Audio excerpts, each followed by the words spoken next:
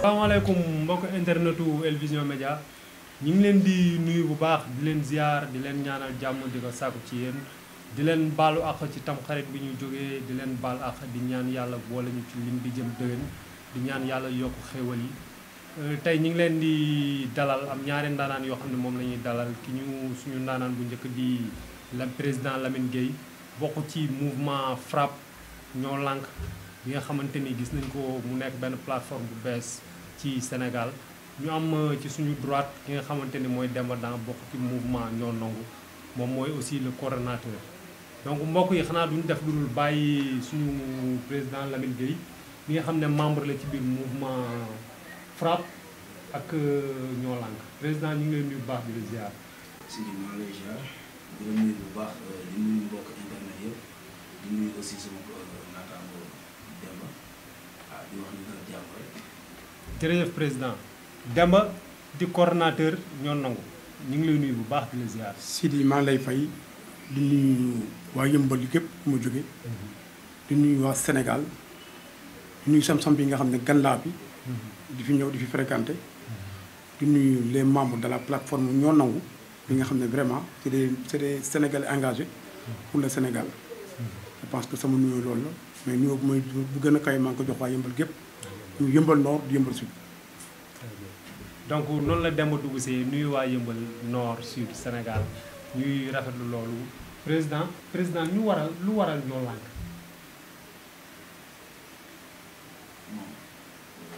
li waral ñoo lànk Sidi. ñoo may expliquer parce que bu fekkente ne ni tey xam nga askan maanaam doomi réew mooy defar réew. waaw doomi réew su nangoo sax ba gis ni waratul nangu daa war a bañ. lan ngeen bañ quoi. li ñu bañ mooy injustice bi nga xamante ne ni moom la ñu instauré ci réew mi. comme képp koo xamante ne ni tey. da ngaa joxe sa xalaat te ànduloo ak président. ñu jàpp la tëj. wala ñu kar la. wala bu fekkente ne nii sax amaana da nga amoon ay marché yu nekk en cours dañ koy bloqué. li ñu bañ. mooy suñu suuf bi nga xamante ne nii Sénégalais yëpp ñoo ko moom. ñu di ko caxatee ñoom waa APR ak ñi nga xamante ne nangu nañoo ànd ak ñoom. caxatee suuf si ku nekk di sàcc di enrichir sa bopp. mais est-ce que da ngeen ci gis am ci preuve bu leen leer ba ñoo lànk boobu. maa ngi ñëw da nga ma laaj lan la ñuy bañ.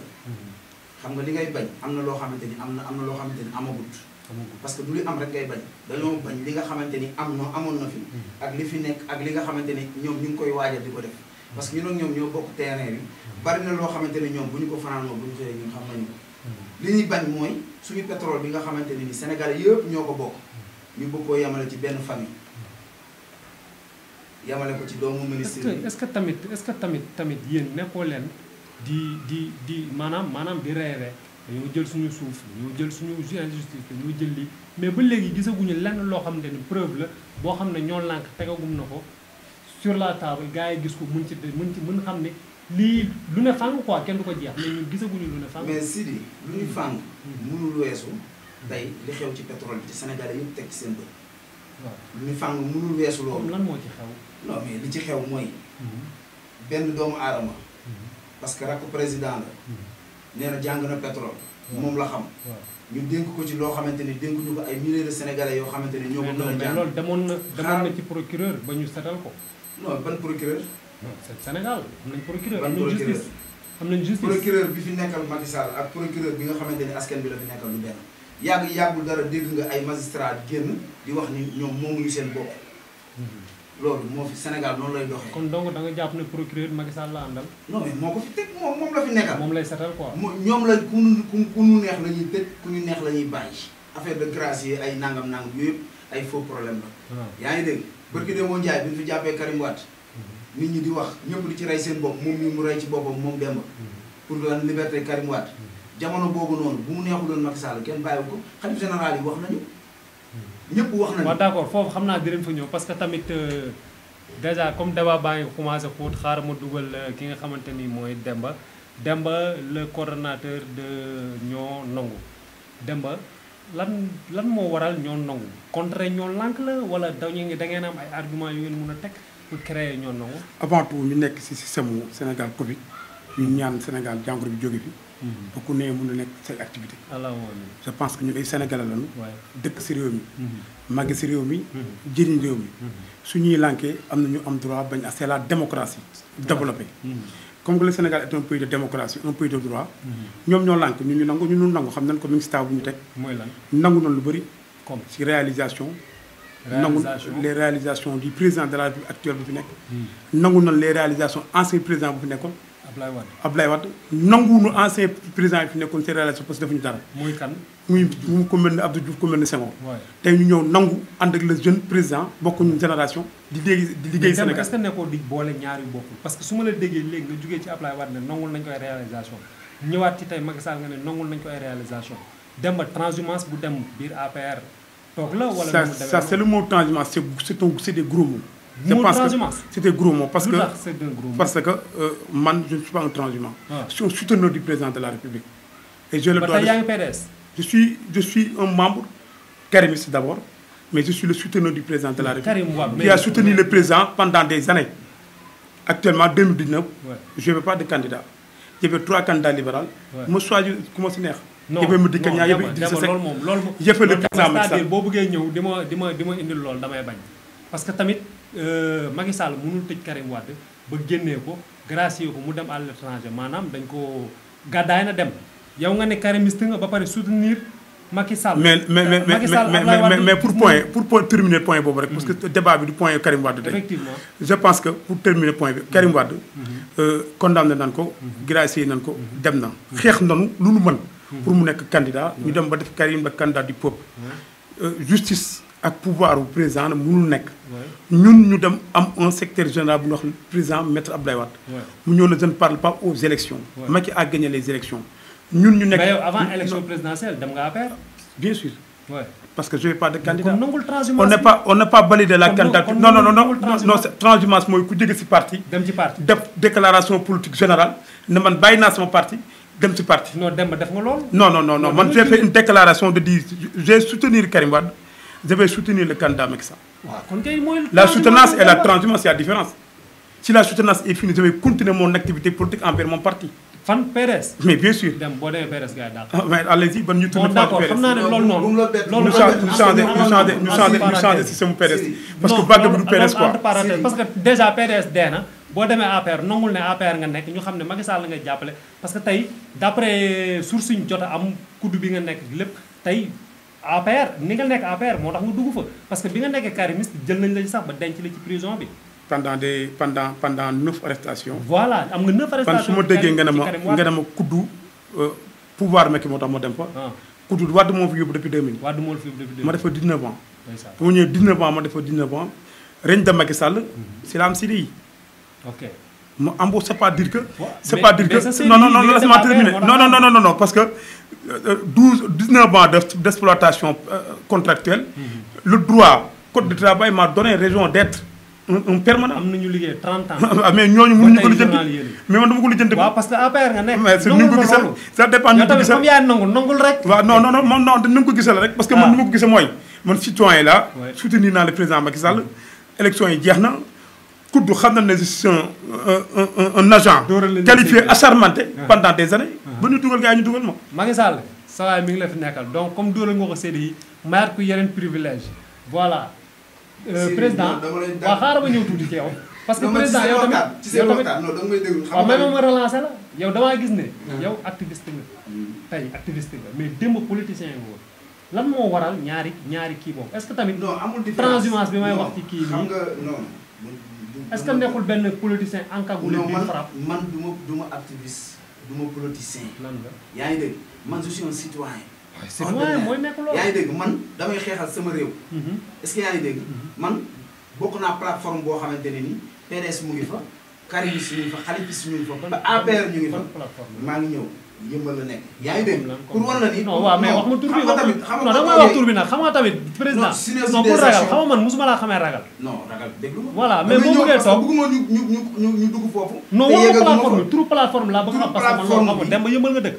xam nga plateforme boobu boo xam ne APR c'est ci des arnaqueurs pour les intérêts de yëmbal. c'est des donc synergie des arnaqueurs pour les intérêts de Yeumbeul. maanaam xeex su li ñu xeex bokk xeex li ñu moom. yaa ngi dégg parce que ñun nekkuñu ay jeunes yoo xamante ne nii dañuy nangu. di nangu noonu déglu ma Siri du ñu nekk ay jeunes yoo xamante ne dañuy fas yéene nangu ci temps Ablaye Wade nangul Macky Sall keneen ku ñëw ñu fas yéene koo nangul parce que boo dégloo ci démb ni mu développé mooy damaa nanguloon Ablaye Wade Macky bëgg a di xeex ngir Karim Wade libre di xeex ngir Karim Wade doon candidat xeex boobu bu dëggoo ci man soo nee Karim Wade du nekk candidat man du ma dem élection parce que Karim Wade laa gëm waaw non Demba guerrier la parce que day nangu arrestation xam nga man mon patron tëdd na ñaari yoon commissariat central ay dàll mi ngi si man ba tey ñu Mari Sagna ay dàllam yu mu bàyyoon RTS RTS parce que gars yi dañuy dóor la chromosome man ak moom ñoo defoon fil bi gars yi dóor mu esquivé dugg Mari Sagna dugg biir grande mosquée daal di carax yu mu soloon comme que c'était mon frère de combat ma ramassé ay daalam téye ko bañ defet mais daal yi moom avec sa dignité ma de passage mu nuyu ko parce que c'est mon ami c'est mon frère mais daal yi laaju ma ko may jël ma daal yi def ko nen parce que am na lu tax mu téye daal yi mais heure bu ma ko laajee naa ko indi dignement def ko sac bu rafet ñëw ci xoy daal non moom mi maa ngi ak ay daal mi di sama téléphone soo bëggee ma génne la ko maa ngi ok non mais ñëwal ma ci politicien bi moom nekk moom par position bi ma nekk am na benn instant moom nekkoon na foofu pour wax la ni xam nga man gars yi dañuy activiste la non révolutionnaire sax moo ma gënal nga ni ma activiste la yaa ngi dégg xam nga da nga ni non activiste lu baax la non xam nga activiste ñoom ni ñu ko tuddee ak man boog sama gis-gis lan mooy activiste ñoom nan lañ tuddee activiste mooy koo xamante ni nii nangu wuloo dara loo xamante ne nii su ko français bi indee man mën naa ko nangu bu magistrat mën na ko bañ mën naa ko nangu waa FRAPP mën nañu ko bañ mën naa ko nangu Demba Daan mën na ko bañ comprendre nga man xam nga lan moo ma ñor Sénégal moo ma ñor bu weesoo Sénégal Yeumbeul moo ma ñor politiciens yi nekk Yeumbeul yëpp koo ci waxal Lamine benn wax la lay wax mooy koo ku wax ak moom danaan la ànduma ak kenn waaw mais lan non pardon xam nga tax mënuma nangu nga ni àndoo kenn mënuma nangu loolu président parce que da nga naan mais da nga amoon parti politique président élection présidentielle ko soutenir Idriss Seck maanaam ki nga àndal Idriss Seck moom c'est un souteneur comme moi donc non il y a pas de différence entre Idriss Seck un libéral Madické Niang un libéral Macky Sall un grand libéral c'était une famille libérale divisée en 3 partis moom am choix am dem soutenir Idrissa Seck man am sama choix xool un candidat idéal muy un candidat pertinent muy le président Macky Sall dem soutenir le président Macky Sall moom dafa jógee ci politique non c'est-à-dire moom moo gën a garaaw sax moom moo gën a garaaw parce que tey Idi tey Idi su gën a pouvoir bi tey ak nu mu soutenir Idi comme ni nga ko waxee par information nga ma ko joxee kon je vais valider ça donc parce que moom dem na soutenir le candidat Idrissa Seck bu nekkoon candidat pendant les élections de 2019 tey su Idi jëloon pouvoir 2019 il sera récompensé. non. waaw d'accord loolu dinañ ñëw. xam nga ñoom président dama bëgg ñu recadrer bàyyi non balaa ngay recadrer débat bi da ngay bàyyi fi ngeen ma dugal. ma génne façon bopp parce que comprendre loo leen. ok man élection présidentielle yi nii laa def croiser les bras. waaw yaa ngi dégg ancien ministre Ngone Ndoye. ci télé laay waxee. moom moo ma woo man ak suma benn xarit. ñoom moo fa yóbbu. ñu dem waxtaan ak man. xamal ma ni Hadjibou Soumaré amuñu foofu représentant. Yeumbeul Nord. est-ce que yaa ngi dégg. waxtaan ak man ci njëkk ci néegam. mën naa la génneel preuve président am nga fi de ku la fekk ngay soutenir Hadjibou Soumaré lan la. non da may déglu rek. parce que xam nga jàppale ma kaay jàppale ma. waaw jàppale ma nga defal ma lii sama gox. ma dem jàppale ko. mais man ànduma ak Idriss Seck. faralum Idriss kii bi may nekk PDS. waaw xaaral mais président non mënuñu nangu lool nag. non président mënuma nangu lool parce que mënoo ne ma. ànduma Idriss Seck Ngone Ndoye ci Hadjibou Soumaré. non maanaam nekkuma réew mi. waaw nekkoo réew mais ki nga soutenir réew mi la nekk. c'est-à-dire dama bëgg nga nangu benn affaire tamit. que ni tey yow boo doon dem élection man ma soutenir la. yow la àndal. mais bien sûr. kon mais nekkuma réew mi. waaw nekkoo maanaam ni mu waxee ni man damaa nekk réew mi parce que libéral non. man nekkuma réew man. bu ñuy wax un parti de cœur. ba ma juddoo ba léegi. PDS la. su ma ko toogoon fii di ko wax li ma dund ci PDS te terewul ma continuer. waaw d'accord léegi boo jógee ci politique ñëw te ak mais man ak moom bokkuñu parce que moom militant la man du ma militant. moom militant PDS la woon wala karimiste di fayatal kii man ak moom waxtaan nañ benn guddi. moom xam ko man xam naa. ci karimiste. yaa ngi dégg parce que boobu gis naa la mu doon def ci karimiste. est-ce que yaa ngi dégg. mais man personnellement musuma bokk ci benn parti musuma jënd benn carte membre parti. mais liggéeyal nga parti. non élection présidentielle liggéey sama xaalisu bopp laa jël ak sama oto campagne coalition unie. très bien loolu laa bëggoon nga wax. mais Guy Marius Sagna tey bokkul benn parti te pourtant moo nekk. non Guy Marius Sagna non Guy Marius Sagna c'est un militant camouflé envers Sonko. c'est un sonkiste il faut que ça soit clair. Guy Marius Sagna c'est un sonkiste. là bu ñu wax internet la ñu waxee ce qu'on doit parler ici ça doit être clair Guy Marius Sagna militant wu Sonko la. waaw d'accord loolu ñoom waa ñoo lang ak waa FRAPP. après ñoom xam naa ne dina ko lijjanti su dee FRAPP moo nekk Pastef moo nekk ginnaaw FRAPP wala. mais bien sûr waaw mais Demba waaw très bien mais Demba tey yow nga nekk biir Yeumbeul Nord nit ñi di fa coow di foncier yoon bi baaxul di dal le maire en plus ma gis la tout le temps da ngay défendre Yeumbeul Nord tey ñuy caxatee suufu Yeumbeul Nord. xam nga man loo mën a jox dafa am lu ma métti. dama gis ay jeunes yi di def récompense. parce que gis nañ suuf si la bande verte. ñu dagg la bande verte par l'autorisation du président de la République, le directeur des impôts, le gouverneur de Dakar, le préfet de Pikine, le préfet de Yeumbeul. ñu teg axe pour dagg bande verte bi xool nu ñu koy joxe def ay logement aux populations Yeumbeul wax mais vraiment gâteau boobu loolu ñu bëgg a jël gâteau du ko diviser ñoom booy ku ne di dóor maire naan maire daf ma war a jox wala ku ma joxul ma génn wax. ñan ñooy def loolu. mais comme mon frère Lamine Gueye Gueye. Lamine Gueye gis naa ko mu yor maa ngi ñëw ci moom. Lamine souvent dama koy gis muy xaañ ku mel ni ñeneen ak ñeneen. mais je pense que gis nga sénégalais. il faut que nit ki di am patience. le maire Daouda Ndiaye il est en train de travailler pour Yeumbeul. pour wax la Yeumbeul ñaar plus mosul am stade de football. idée yi gën a garaaw mooy tey. stade bu gën a moderne dans le département de Pikine bi ngi Yeumbeul si wetu géej gi. ok c'est des réalisations du président de la envers son maire Daouda Ndiaye. ñun ñu nekk ay jeunes. man boog jeune man bu ma ne man damay ànd ak pouvoir. parce que un jeune da ngay ànd ak pouvoir pour mun a am xam-xamu. mun a am xam-xamu développer sa dëkk. parce que nekk si opposition chaque jour. vraiment c'est beau être un opposant radical. Demba est-ce que nekkul li cherche say propre intérêt. non intérêt comment. ah mais pouvoir intérêt moo fa nekk. parce que le Daouda Ndiaye c'est un maire bi nga xam ne je le connais c'est un homme idéal. ok Daouda Ndiaye lu ñuy wax su ndox yi man barki démb dama am inondation dama toog ma ne ko monsieur le maire y a la situation des eaux. il faut décanter la situation. mais plus rapidement il a appelé le maire de la ville Abdoulaye Thimbo mu indi 5 camions ba 6. secteur bi nga xam ne am na ndox dama dem ba léegi. ban secteur la ko def. mais soo ñëwee assignat bi nga xam ne fa la gars yi doon jaar dem gàddaay El Hadj Guèye Lamine Guèye soo ko jaaree sa oto du dugg si ndox non laisse-moi terminer sa loxo non dama ne sa loxo sa oto du dugg si ndox soo ñëwee tali marin nu mu doon may station bi station mun nga lal ba saa teg caay non dama ne non parce que soo la mën ay waxu ndox soo mën day waxu kër yeeg terrain yooyu fan la nekk man xam nga man bañaluma la dama la parce que man. da nga ban nangu nga yow ñoo nangu nga bokk léegi non dama ne ñoo nangu nga bokk ban da nga nangu. kan man du ma nangu. man non il faut nga nangu non da ngay nangu mais il faut nga nangu parce que yow jeune nga il faut nga nangu sur les réalisations du président de la République les réalisations du maire Daouda Ndiaye en tant que jeune. non da ngay nangu non yow dinaa convaincre nga bokk ñoo nangu yow parce que bientôt tu seras un membre de la plateforme ñoo nangu parce que waaw d'accord waaw dem may ma tuuti président xam nga léegi-léegi da nga wax ci wàllum inondation muy lu am solo que yaakaar naa Sénégal yëpp actuellement loolu rek la ñuy jooy ñu gis ne tey tamit Yeumbeul Nord boobu ngay wax muy fa maire bi dëkk Daouda Ndiaye am na ñoo xam ne seen kër dafa fees fan la ci Yeumbeul Nord biir Daaru Salaam 6 Daaru Salaam il y a des caniveaux non mais amul il y a les chantiers de commençant en commençant Fatou Doumbouya non laisse-moi terminer en commençant Fatou Doumbouya il y a les pavés ñu def si canal muy dem Fatou la pavé bi yam non dama ne mais boo yéegee dama ne xoolal dama ne sëñ Mansour foofu sol joor la ndox mënu fa inondé non si non parce que non ndox mënu fa inondé mon frère plan géographique laa lay wax dinañ insérer vidéo yi ci biir kii bi nga gisaale ko pour comme ça le maire Daouda Ndiaye benn koñ boobu rek moo am inondation koñu Daouda Ndiaye laa la wax fi mu dëkk ak fan fi mu dëkk mais Lamine su doyen Yeumbeul nga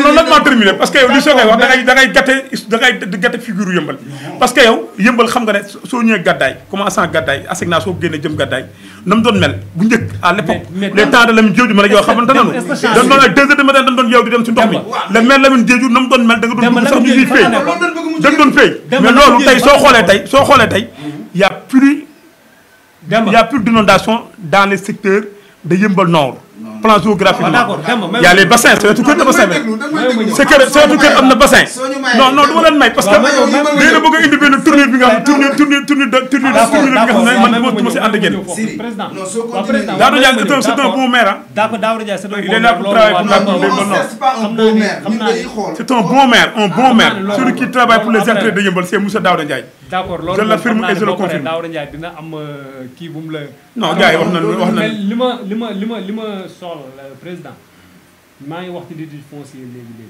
yow ma gis la nga def benn lettre dem ba buntu mairie biir mairie ne da nga bëgg ñu rendre la ay preuve que ni terrain yi lan ak lan la mais président est-ce que yow tamit loolu noonu da nga ko def pour ut tour wala da nga ko def pour ut buzz wala da nga ko teg ci ay preuve wala terrain bi Demba wax moom nga bëgg ok léegi da nga may déglu gis nga Demba moom li muy wax noonu ñoom la concerné ñoom waa APR ñooy xëccoo terrain yi ba fi may wax ak yow man ñi ma xam ñu am ci terrain yi da nga may déglu rek lépp mën naa la ko génneel fii ay preuve laa lay wax man preuve laa soxla gis nga ñoom waa APR ñoom ñoo soxla ci terrain yi ñoom ñooy mere Daouda Ndiaye ndax ay terrain ñoom ñooy yàq deru Daouda Ndiaye ndax terrain est-ce que yaa ngi dégg comme kan moom mii moom personnellement moom taxaw na ak nit ni ko sawaay bu deful dara dinaa dal ci kawam ñoom ñii ñëpp ñoom maa nangu bi yëpp defal ndànk non damay déglu man moom ñoo jàkkaarloo taxaw na ak nit wallahi man au contraire dama ñoom ñoo soxla ci terrain yi ñoom ñoo ci soxla parce que xam nga li gën a bon mooy nga nekk jeune nekk ci koñ ci gox yow bu fekkente ne dañoo sàcc 10 millions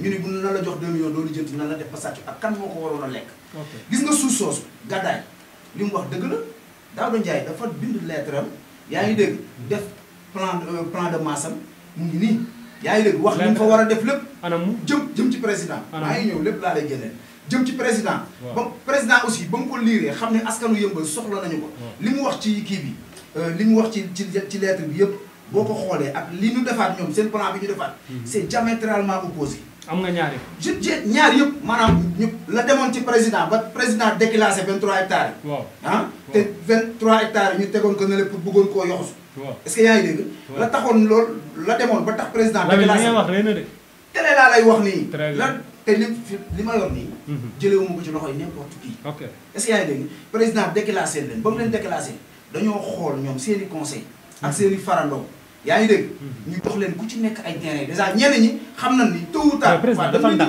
maa ngi lay bàyyi ngay développé non da may bàyyi ma développé dama ci bëgg preuve bu leer preuve parce que boo nee conseil bu nekk am na terrain preuve laa la indi xam nga conseil yi ci amul terrain ñi ci amul terrain ñu ngi ñëw ci suñu plateforme di ñu woon naa ñu dañoo bëgg a bokk ci combat bi man télé laay wax ni yaa ngi dégg mooy plateforme des arnaques de la des intérêts de d'accord ak noo ko mën di tuddee ñoom ñi nga xamante ne ni ay conseil lañ te amuñu ci terrain yi wallaahi ñun ñuy woo téléphone pour bëgg a ñëw bokk ci combat bi alors que ñun xeexaluñu des personnes je te jure xeexaluñu des personnes non da nga may xoolal Daouda Ndiaye la mu wax ni moom lay def foofu terrain football moo ci gën a tuuti yaa ngi dégg terrain football moo ci gën a tuuti la taxoon président déclassé defu ci xaaj bi moom terrain yi la ñu jël séddoo ko ñoom ci seen i biir ak ñi bëgg a ànd ak ñoom. mais dama jëlee ma say preuve xam nga tamit président mënu ma la bàyyi ngay développé nii te gisuñu preuve que ni Daouda Ndiaye dafa joxe terrain nu mu ko neexee.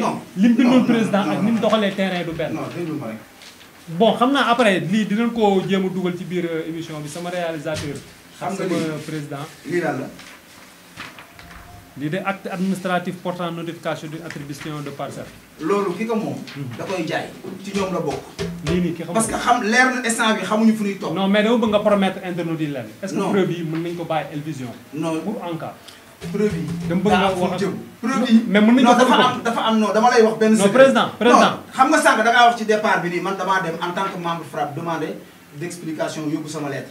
lettre boobu bu fekkente ni képp koo xam Pastef def na ko APR def na ko. ku bokk APR. PNS def na ko. Karimiste Khalifiste ñoom ñëpp ku nekk def na ko. parce que ñoo bokk ci benn plateforme. su fekkente ni retour amul. bu fekkee retour amul. man personnellement man Lamine Gueye.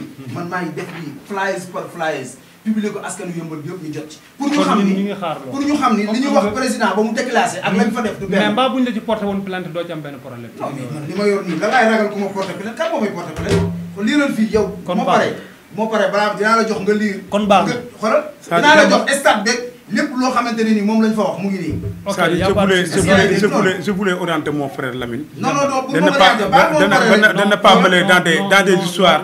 de ne pas mêler dans des histoires. président mun nañu dañoo am exclusivité boo xamante ne dafa doy waar trop. vraiment parce que waaw parce que damay bañ sama frère. damay bañ mon frère Lamine. Lamine il est mon frère. je pense que Lamine des diffamations déjà rek on a fait des diffamations envers ma personne. en disant que Daouda Ndiaye m'a donné. non des terrains. non laisse-moi terminer. non waxuma dama ne c'est des rumeurs qui courent man. je suis un citoyen de Yeumbeul. j'ai le droit. je suis né à Yeumbeul. grandi à Yeumbeul maternité boobu laa juddoo. bi nekk ci essence bi. suuf soosu noonu dama si am part. Daouda Ndiaye suy maye am na droit ma nekk citoyen. mais Daouda Ndiaye non du dugg non xam nga da ngeen may bàyyi ma expliqué wu. ma exprimé wu. Daouda Ndiaye il est le maire. moom mooy acte bu mu war a jox nit na am nga terrain. ah bon mais bien sûr. kenn moo la jox à part Daouda Ndiaye c'est pas le préfet. mais est-ce que préfet naa ëpp prérogative pour jox la pour dagg fa terrain. yow Demba déggoo ni Daouda Ndiaye daa bind président. laisse-moi terminer. Daouda Ndiaye président moo ko may. Daouda Ndiaye président moo ko may autorisation. mu maye terrain yi hectares. non ay hectares. 23 hectares 23 hectares. pour les habitants de Yeumbeul. pour les habitants de Yeumbeul. pour les habitants de Yeumbeul. non. pour les habitants fan la ko pour ñen la ko may ko ku dëkk Fongolo bi waxul Daouda Ndiaye ñu dëkk Kébémer non laisse-moi terminer mon frère dama ne Daouda Ndiaye c'est le président de la République arrêté présidentiel décret moo ne Yeumbeul may naa leen ay hectares qui est le maire Daouda Ndiaye qui a le droit de suivre les terrains moom moo war a séddale terrain non dama ne qui a le droit de suivre les terrains non mais moom moo ko war a séddale Daouda Ndiaye nu mu amee droit may jox conseil municipal bi nga xam ne conseil municipal di liggéey si mairie bi waaw am na droit nekk citoyen am kër waaw comme yow ni nga nekkee fii ñu woo la ne la Daouda Ndiaye yow citoyen nga dëkk Yeumbeul kër yi hectares yi nii ak nii monsieur le maire may na la kër. ah bon mais bien sûr. non Lamine la kii Demba. mais bien sûr loolu noonu. mais lan moo tax c'est-à-dire yéen seen non président yaa ngi saboté sama débat nag président yaa ngi saboté sama plateau non yaa ngi saboté sama plateau non dama ne Daouda Ndiaye am na prérogative yëpp xool hectares yi président ku mu neex moom man nag Yeumbeul ñu ngi naan Daouda may na ma Daouda jox na ma Daouda man Daouda ba ma koy xam c'est mon ami ay terrain boolewuñu d'accord man mais su ma mayee terrain tey su ma mayee terrain tey su ma mayee terrain ba doon def immeuble voilà c'est automatique doomu dëkk bi laa damay may terrain jox ma lu muy joxe comme mairie loolu ñuy joxe këyit boobu ma am këyit comme këyit bi nga génne yaa ko génne non yaa ko génne këyit bu ñu génne nii su ma amoon tey man doo ko jot sa wax da ngay ñëw fekk ñu la dem ba moom immeuble bi kon yow moo tax yow c'est pas loolu c'est pas affaire de nangu ni affaire de langue non li affaire de nangu ni affaire de langue Yeumbeul ban xeex moo fa am non laisse-moi terminer Yeumbeul ban xeex moo fa am non ban xeex moo fa am daaw parce que xeex bi fa am mooy waaw mais dama monsieur le maire Daouda Ndiaye def na demande am au président de la République c'est grave c'est grave ça d'acharner benn synergie des arnaqueurs parce que débat bi il faut ñu lay parce que ñoom dañu ñëw pour acharner si kaw Daouda Ndiaye man je suis là pour défendre Daouda Ndiaye et le président de la République si je défends Daouda Ndiaye je défends le président si je défends Daouda Ndiaye je défends le président de la République parce que l'intérêt du Sénégal da nga naa ne fi mu toll li ngeen wax ni yëpp dagul non bale moom ma non foog ñu déggante non foog ñu déggante yow xam noo def observation nga def bàyyi maam ñu génn suñu idée nga orienté ñu non foog ñu dégg parce que dafa am lu bëgg mu leer ñu bëgg acharné si kaw Daouda Ndiaye du ma ko nangu mais Sénégal sax bëggul jeunes yu mel nii waaw d'accord waaye léegi dama bëgg dafa am lu bëgg mu leer Sénégal ba may nekk jeune léegi naan mais pas sans jeune Sénégal ok c'est-à-dire Demba yow xam nga soo taxawee nga ne Daouda Ndiaye yow war na la may terrain comme si Daouda Ndiaye président daf ko jox 23 hectares ne ko demal maye léegi nan la ko war a def loolu la ko wax nan la ko war a def non daf ko jox 23 hectares ne ko demal maye 23 hectares lan la si war a def mais ay infrastructure la ci war a def infrastructure lan ak lan mi ngi koy def wax ma li fa war a am wax ma li fa war a am mais monsieur le maire Daouda Ndiaye tey soo xoolee département de Pikine mooy lu mu commencé woon stade bu gën a moderne dans si biir département d'accord stade ak yeneen ak yeneen ak yeneen ak yeneen yu war a ñëw di xeex yow pour am terrain rek non man su ma bëggee terrain damay dem jënd sama xaalis dama lay wax lan la Daouda Ndiaye Daouda Ndiaye ñii lu ñuy def combat d'acharnement la ñuy def parce que il voulait des terrains Daouda non Ndiaye mais ñun dafa lan lay doy ils sont là pour créer benn mouvement synergie des arnaqueurs de Yeumbeul. pour l'entrée de Yeumbeul. d'accord seen énergie arnaqueur de sa Yeumbeul. mouvement boobu nga wax ma ñan ak ñan ñoo ci bokk. non bëgguma ñu personnaliser. Xam nga sànq rek- non y a le PDS y a le PDS y a le PDS. non bul wax dirigé par le secrétaire général digital Maodo Sow qui est le représentant. Ouais. y a Rewmi. Ouais. y a les Khafis. là c'est ça c'est l'opposition déglu ma. bu radical. amul APR bu ci bokk. non Si. comme kan Si. comme kan. Mor Ndiaye ci la bokk. Mor Ndiaye. Mor Ndiaye ci la mais li bokk. nga di Mor Ndiaye information APR la la bokk. nga ni. information la non mais man ragaluma bu ko leeroon ni li may wax ni neexu ko kon duñ si bokk. ban infiltré la moytu leen ko. non kan. moytu leen ko. on a parce que confiance. non non non Déggoo li ma non non wax, man léegi yow laa non toog infiltré. xaar la xaar Kaay dafa. ma c'est un wax, infiltré comprendre. un infiltré ça veut dire moom mënul magam nekk magam nekk consulat. mais loolu yéen a ko gëm mais séeram man nekk gëm loolu. non laisse-moi terminer séeram Yéen nekk a conseiller gëm. municipal. Non. moom lu mu am si prérogative man ak moom ànd nañ que président de la République. Non, mais dem après- voir le fils du président de la République. Amadou Sall. mu recevoir ñu ma ak moom Amadou jox ko ay affaire Mor Mor su leen nee du apéri day ñëw di. non moom c'est un infiltré. apériste la. Demba li ngay wax garaaw na. Non, non non donc président Mor Ndiaye il est en train de infiltrer votre mouvement. Non, c'est le baax pour na, les arnaqueurs de Yeumbeul. non il faut l'éviter Mor il faut éviter Mor Ndiaye. xam nga je vous le dis il faut l'éviter. ñun fi ñu bëgg a teg réew mi ah réew mi soxlawuñu loolu Mor Ndiaye dafa ñëw en tant que jeune APR Daouda Ndiaye sax bu ñëwoon ni day bokk ci mouvement bi. waaw parce que Mor Daouda Ndiaye tamit bokk seen gis naa mouvement benn exemple laa lay jox. Mor seen Ndiaye mouvement daal du si bokk. non pour ma man soo leen ma woon man du ma si ñëw. Siri doo seen mouvement boobu soo leen ma woon du ma si Non, ñëw. ñu soxlawuñu parce que ku mel amoo leen capacité pour gérer. soxlawuñu ku parce que mel votre ni gérance yow. c'est des intérêts yow personnels. yaa ngi parce que nekk jeune. intérêt personnel yaa ngi weesu nekk da ngay ñoom ñu créé jàppale benn président de la mouvement synergie des arnaqueurs pour les intérêts de Yeumbeul. Loolu yow il yaa veut ko arnaquer le maire de la ville de Yeumbeul te ñun duñ ko nangu. ñun waa ñoo nangu ñun ñoo nangu ne Daouda Ndiaye il est le maire il est élu démocratiquement dans la localité. ñun waa ñoo nangu ñu ñëw def point de presse pour accompagner soutenir Daouda Ndiaye comme ñu soutenir le président daal ñun waa ñoo nangu ñu ñëw jóg pour wàcc ci terrain faire benn caravane bëgg sa gox avec le maire Daouda Ndiaye. waaw mais Demba xam nga man Demba. xam nga non Demba c'est-à-dire wala may yow dégg nga si non xaaral président waaw mais président da ngaa wax lu am solo non lii c'est des écritures yi nga xam ne c'est des écritures yi nga xam ne mais président dama lay jox ay président amul respect la ko liiral. ku la jox document yi mu ngi lay dugal si erreur parce que damay bañ nga am ay problème judiciaire parce que opposition bi nga nekk non métti man na nekkuma ci opposition. non si tu es dans l'opposition Sidi dama lay wax benn affaire. président tu es dans l'opposition moom yow Daouda Ndiaye mais tu es dans l'opposition Daouda Ndiaye nga faral mënu laa wax lan la ñuy def foofu stade rek dafa mën a tudd. man mën naa la tuddal li ñu wax président moom lañ fay def lépp génneel le plan de masse. président man damaa ba pare daal di lay génneel moom plan wu boppam bi nga xamante ni wuute na ak li dem ci président loolu laa la bëgg a tegal nii muy leer. kon yow da nga ko wax ne IGE bu ñëwoon biir Yeumbeul Nord. dañuy dugg. ah bon dañuy dugg mais xoolal terrain gàddaay yi ku ci may yéen système bi ngeen def mooy jaay ko jaay leen bu gaaw parce que tôt ou tard ku fa toog da ngay ñàkk. président man dafa am lu ma d'accordul ak yéen. amuñu droit am foncier biir Yeumbeul. am nga si droit. waaw léegi mais dafa daan am terrain mais dama ne. président dafa am président mais dama ne on est dans quel pays maintenant même tuuti un citoyen sénégalais. même tuuti Demba bu am droit non laisse-moi terminer un citoyen sénégalais bu am prérogative juddoo si commune màggee si commune ñu may ko terrain mu am droit construire comme ñëpp yóbbu ay njabootam ñoo non suñu la mayee suba si commune duñ koy président mais dama nga ni le maire moom terrain yi ku mu neex la koy may. bien sûr loolu moo waral benn sàcc bu bokk ci seen groupe yaa ngi dégg ñëw samp Yeumbeul boo yi topp ko mu leen di jëndal ay 4 giga loolu moo war a jeex. président dama bëgg benn mooy jeex. président dama bëgg benn parce que ñun suñu liggéey xam nga mooy lan suñu liggéey am na kuy jëndal ak booy ay 4 giga. 4 giga.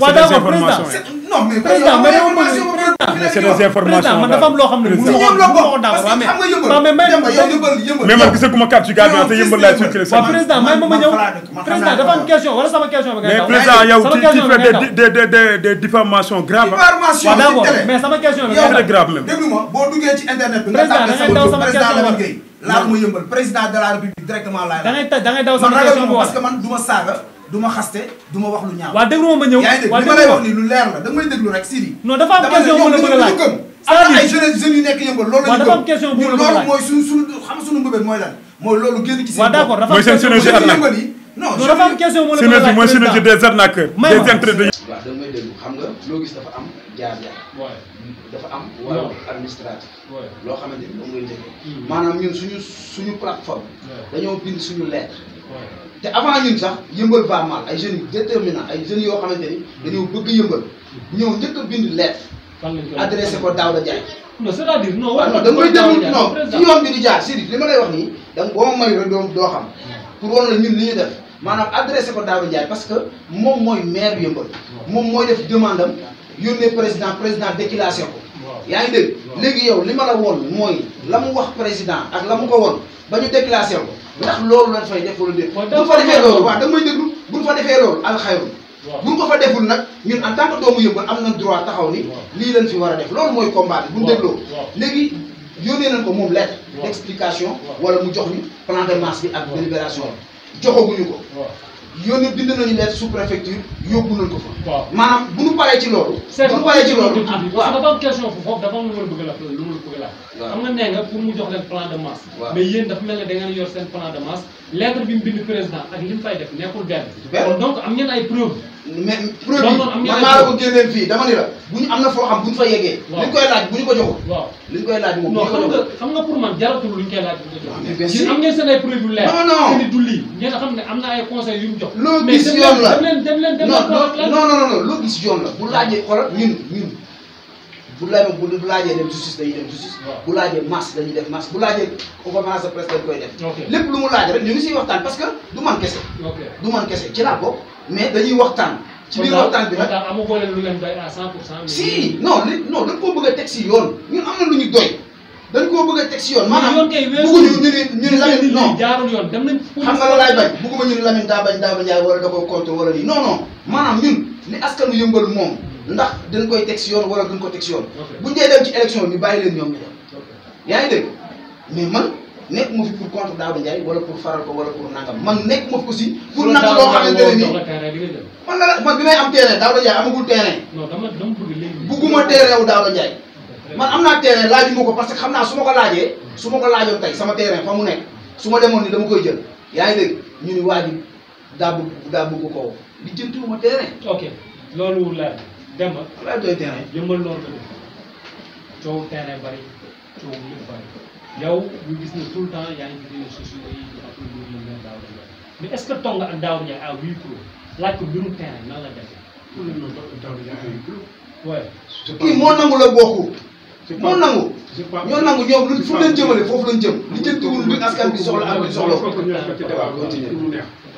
xam nga man aw ma pour prérogative pour woo Daouda Ndiaye ñoom ñu toog tudd ak pour mën a leen terrain yi ñëpp xam ne ñu ngi si base Yeumbeul muy mooy bande verte bande verte boobu lu tax mu tagg ko dafa am autorisation du président de la République kon loolu nañ ko jël pertu ko foofu non mais am autorisation bi mooy la am autorisation pour jox ko doomu Yeumbeul dëkk la bàyyi doomu Yeumbeul la ko jox beneen keneen ku dul doomu Yeumbeul da ko war a conseil municipal yi conseil municipal droit mu leen may ñu jox leen mais dem li nga manqué Yeumbeul bari na infrastructure yi ñu ko fay def ñoom nan ma wax ñoom sénateur des arnaqueurs ñoom nan ma wax ñoom seen arnaque bu ñu bëgg a def ñoom lan lañ am ban preuve lañ am ba nga xam ne war nañ ko mën a teg ni ñoom Daouda Ndiaye def si lan moo tax nga tuddee leen ay arnaque mais ñu fi nekk ñoom dama leen xam am na dama leen maîtriser ñoom ñëpp dama leen maîtriser Lamine Gueye gi moom su jaaxaloon mosuma xam ne système pour devenir parce que activiste laa ko tegoon mi nga xam day jël temps ànd ak patron bi dem yi président de la République di yëngal géej bi ne noo ay facture courant ak ay ndox ak kan mooy def loolu non ñoom les activistes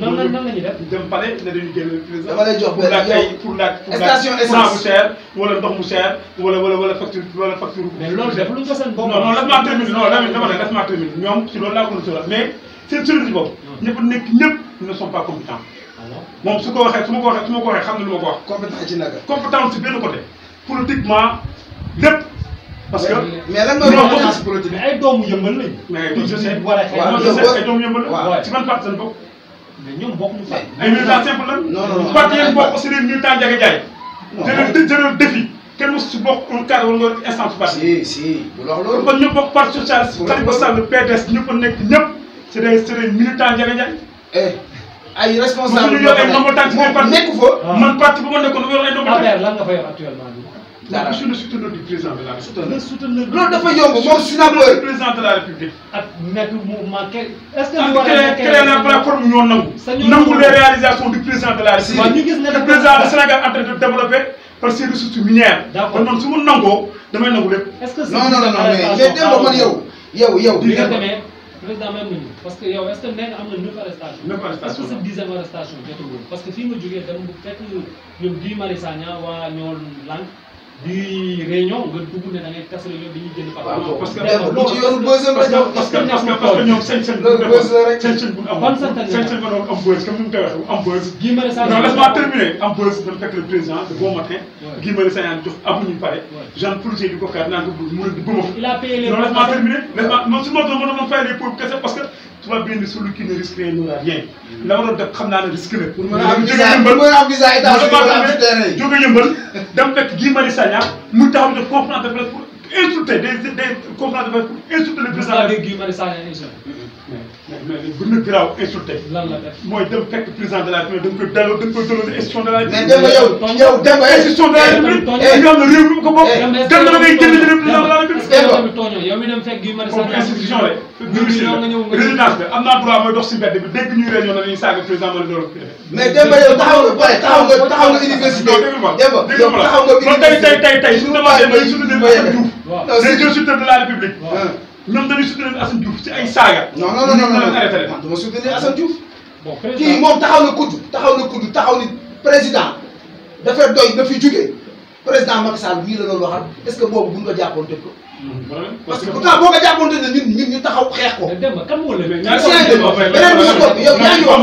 mais am naa constatation mosuma gis seen mouvement bi génn non mais yow da nga xam ne ñoo nar ko pouvoir ngay amal yow non ba may xalaat kenn yow da nga doon def ñëpp arrestation non da ngaa bëggoon ñu woo la bokkul ak suñu xeex yow da nga doon rey sa bopp pour ñu woo la woo nañu la am nga li nga bëggoon yow suñu àndoon ak yow stabilité yi rus non respecté déglu ma yow station pompe essence loolu privé la wala du privé c'est privé bokk na ci seen plan te nekku fa yaa ngi dégg bokk na fa 400 parcelles de 150 sur 200 mètres carrés yaa ngi dégg la ñu wax lañu li nekk ci seen station bi am na si non mais kan li ñoo ko nekk moom fii président kan ñoo ko moom président li nga may jox non bokkul ak bu Demba Ka bokkul ak bu EDK bi EDK dañ koo déclaré yow bu station rek nga wax ne yow non maa ngi ñëw parce que dañu ma mayul ma yeggalee man liste laa la jox xoolal les stations de man liste laa la jox total nga ñu waxoon yaa ngi dégg xoolal liste laa la jox mosquée beeg grande mosquée beeg complexe beeg école beeg formation xaw professionnelle yooyu yëpp mu ngi si yaa ngi dégg bari na lii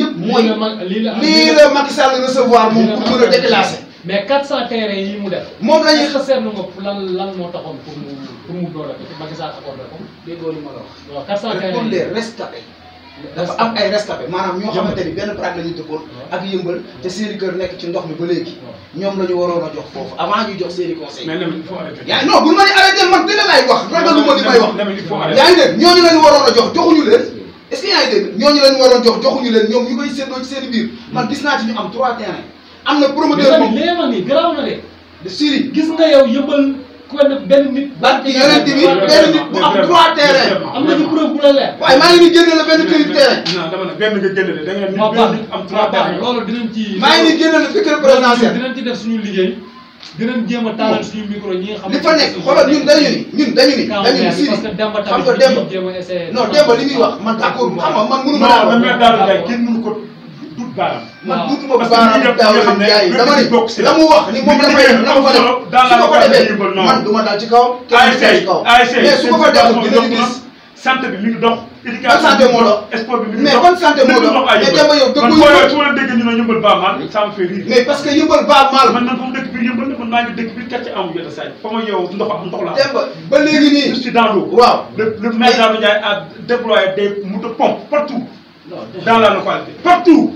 mais Demba dafa ndax man xam nga Demba yow. non Demba dafa jar a ragal kii yow bul campagne Daouda Ndiaye yëmbal non boo ko campagne ne askan bi duñ yëmbal duñ la gëm. mais askan bi da ngaa taxaw ne tout va bien yow da ngaa taxaw ne tout va bien. tout va bien. président mais si tout va bien chez toi y a quelque chose qui n'est pas bien chez moi. tendance lan moo waroon bañ a baax. li ma metti mooy askan bi dund ci ndox mi ba léegi ñu war leen fa jëlee jëlee fan la wax ma ko. yaa ngi dégg am na yëmbal am na benn baraak am na Daaru Salaam set bi Daouda Ndiaye dëkk bu ñu àndoon léegi dama lay won man déggoo li ma la su ma nee la président de la République lii daa fekk boobu ma téye dara sama loxo. xam nga Lamine dafa mel ni yow ci yëmbal yaakaar naa dafa am kër. kan man ko espoir. mais yëmbal yow too yëmbal Lamine. Demba man ak yow yëmbal man ak yow yëmbal.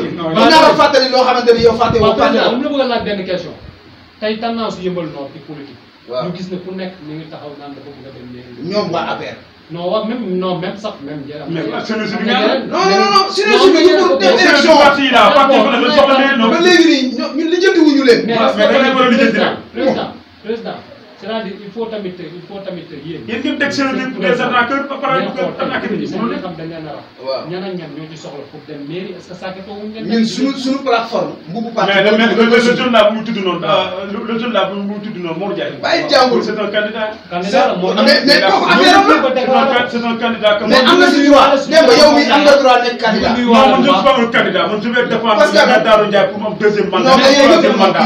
C'est ça ma mission c'est de soutenir son maire idéal. Il y a des idées pour la commune de Yeumbeul. Kon yow Matar Diop qui va devenir Yeumbeul. Matar Diop c'est pas un maire idéal. musul tay taxaw na ko bëgg maire. C'est pas un maire idéal. mais Demba yow looy wax yow yaa ngi gis Matar Diop booy koy liggéey chaque jour. mais bàyyi ñu ko def Darou Ndiaye. Matar Diop il est le frère de Darou Ndiaye. Matar Diop il est derrière Darou Ndiaye. Pour que Non, c'est pas vrai. avancer. C'est pas vrai. Matar Diop il n'est pas derrière Darou Ndiaye. loolu am na amul. foo xamante ni boo ko duggee man maay bañ parce que teg naa fii Dior Ndiaye teg fii Bas Ndofou ñu nekk le coordinateur de Ndam muy Bas. mu ne carrément Bas Ndofou mu ne carrément Matar Diop ñoo ko jël pour def ko maire.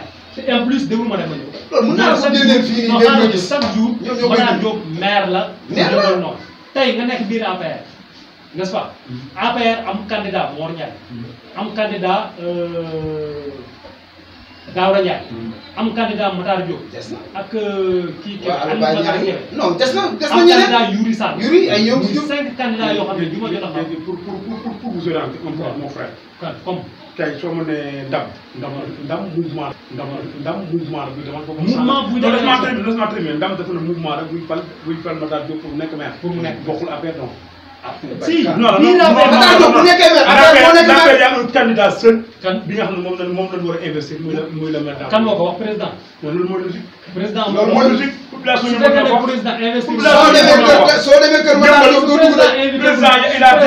président a des informations que Darou Ndiaye yëmbal. non président amul information. yëmbal réclame la candidature de Darou Ndiaye. Non, élection locale. léegi dama la laaj. c'est yëmbal qui réclame c'est yëmbal qui réclame la candidature de Darou Ndiaye. su Macky Sall investir Daouda Ndiaye da ngay ànd ak ñu waa yëmbal ñu dem investir Darou Ndiaye. ah waa Yeumbeul yan waa Yeumbeul yan. yëmbal am ñaar. Yeumbeul leer na ma ni seen bànqee yow defoo pour soutenir Darou Ndiaye. parce que après du tas parce que yëpp Darou Ndiaye. vraiment Yuri Sall candidat. mais Yuri bokkul affaire. Yuri bokkul affaire. foo ko dugalee affaire. Yuri bokk ci. bokkul du affaire. Yuri Sall affaire. du affaire fan la nekk. Yuri mouvement boppam la avec son frère Mamaya. waaw mais Yuri xam nga kenn ku nekk affaire. Mor Ndiaye Ndiaye ndam la Mor Ndiaye. Mor Ndiaye yorul affaire. Mor Ndiaye Mor Ndiaye mouvement la mais Mor Ndiaye moo benn affaire. buntu bi la nekkoon. ci Mintoro. Mintoro élection législative Mintoro moo ko investir. ah voilà Mintoro. Montero ok. moo investir Mor Ndiaye pour les élections législatives. kon Mor Ndiaye bokk naa. ba tey il est dans le. kii Mor Ndiaye moo ko gën a nekk affaire. non du affaire. Mor Ndiaye moo ko gën a nekk Matar Diop affaire. mooy bokk parti. Matar Diop mooy comme man ba ma nekkee si Kaymis yi ma nekkoon le coordonnateur national des Kaymis nekk membre comité de am directeur. 4 membres. am carte de membre PDS. mais am nga carte membre affaire. Mor Ndiaye carte bi mu yor yow amoo. amoo ko. moo dekkil ngor Dekkil ngor bu dekkil ngor Mor Ndiaye moo la fu mu ko jëlee. waay jërë ma koy wax su ma koy wax waxee. ko non dafa non, ni non, mu non, leer non. fan la ko jëlee. Mor Ndiaye dekkil ngor boobu bu mu koy jël. waaw ba mu koy jël su bu mu ko jëlee di ko enregistré. waaw mais vraiment loolu c'est de l'arnaque. moom na bàyyi arnaque bu muy def. comme non na bàyyi arnaque bu muy yow def. tamit dafa mel ni yaa ngi diffamation de lii ngay attaqué moom. non moo xam ne lu ma ko wax lu taxaw ma ko Mor Ndiaye de cette parce que ma bokk sama plateforme moi. ah bon. oui sama plateforme la bokk. Mor Ndiaye mën na bokk ñoom nangu fii. non bokk fa. man bokk fa. jox ma sama téléphone. non da ngeen koo invité bu ngeen di discuter. jox ma téléphone. Demba da ngeen koo invité bu ngeen di jox ma discuter. téléphone bi mu jëndale non président li kii wax mën naa ko noonu parce que am na vidéo bu ma seetaan. opération tekkal sa masque. non opération tekkal sa masque. Demba daal moom woo na ma.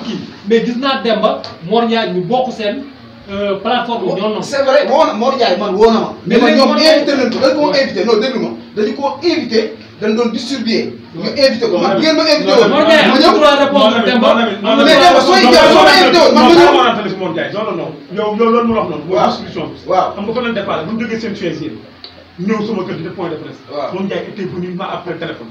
ni ma ñëwal dama bëgg a bokk si ma bëgg a bokk la moo tax ngay dem woo ma. ñoo ko yow en tant que un jeune de l'APR ñuy attaqué le président mu ne woon pour la président la ñëw sama kër ma toog ñu def ay waxtaan. benn point bi moom moo ko wax bu ma waxee français moom moo ko wax. ne dootuñu ñoom nangu moom ñu wax ay France dégage di xas Guy Marius Sagna moom Mor Ndiaye y a des vidéos partout.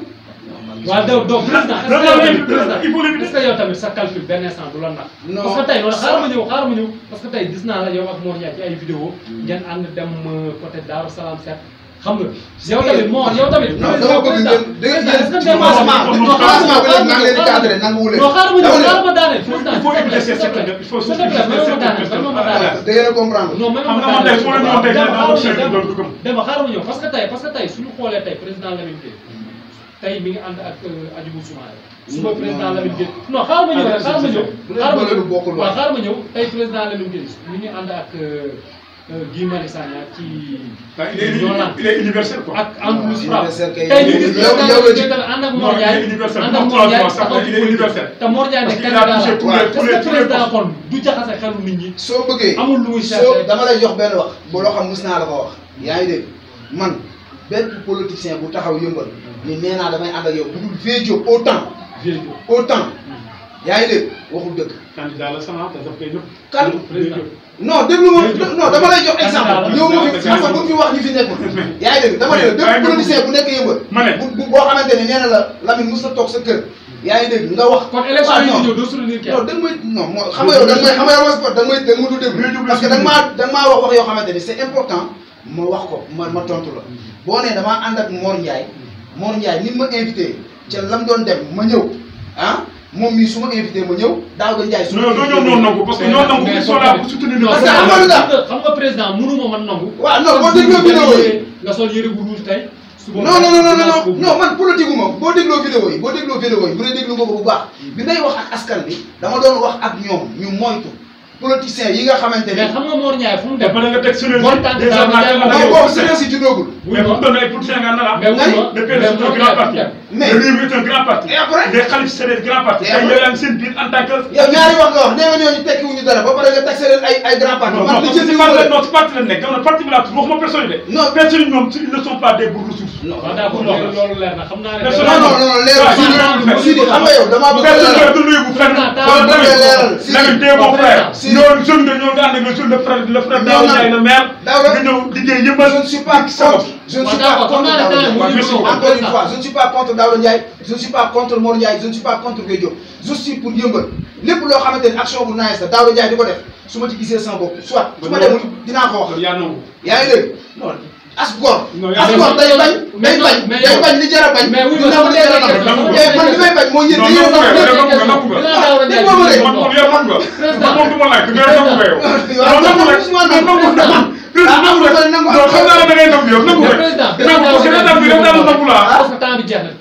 Bilan Daouda Ndiaye biir yëppal noonu. waaw moo ko gisee. Bilan Daouda Ndiaye bi yéen yëmbal noonu dama lay jox benn secret bu ndaw. non baax na wala baaxul. non mais baaxul. baaxul fu mu baaxee. fan la bonee. Daouda Ndiaye la non mais li manque yëmbal ñun ñu ngi fi yëmbal. ñu ngi fi yëmbal. yaa ngi dégg depuis ban année ñun 80. waaw boobu 2 ans la ñu am. dañu nekk yëmbal ba tey. li lépp luñ tabax yëmbal muy mairie beeg muy kër yi lu ci bari suñu kanam lañ ko. mais sa Daouda Ndiaye tanawul yeneen maire yi fa nekkoon.